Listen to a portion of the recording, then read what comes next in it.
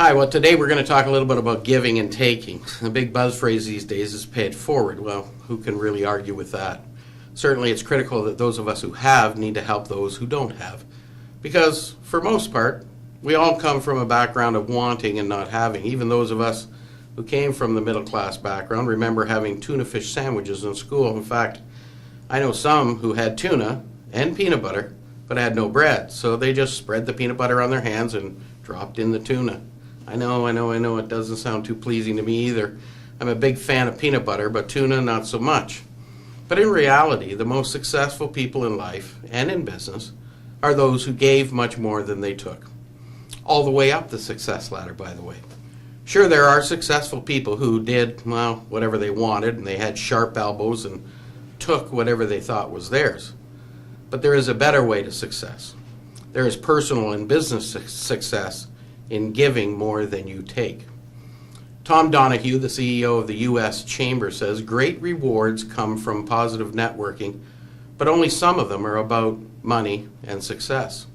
Another good friend of mine who is a consummate networker, he's met presidents and ambassadors and global business leaders, and he's just a chamber guy like me. He says the most powerful secret of successful networking is discovering what you can do for someone else. Well, this segment isn't about networking. This is about how you do your business every single day. Adam Grant, professor of management at Wharton and author of Give and Take, says he found that the most productive salespeople were the givers, those who reported the strongest concern for benefiting others from the very beginning of their jobs. You see, they earned the trust of their customers and the support of their coworkers.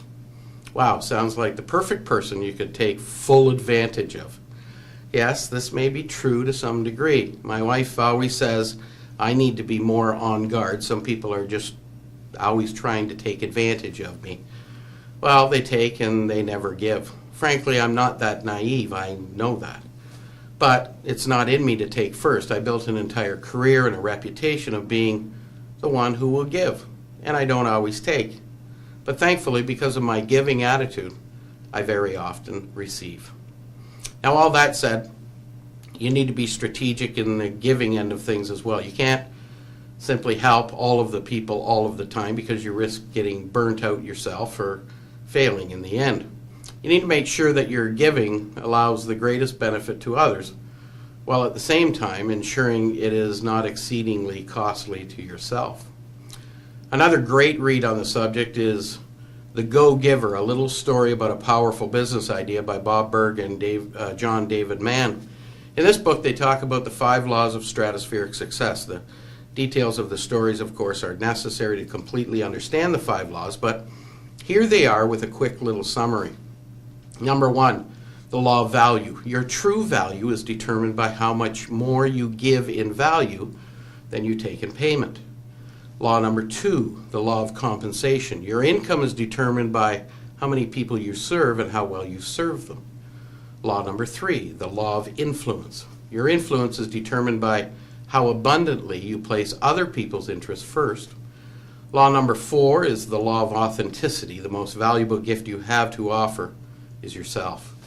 And law number 5, the law of receptivity. The key to effective giving is to stay open to receiving.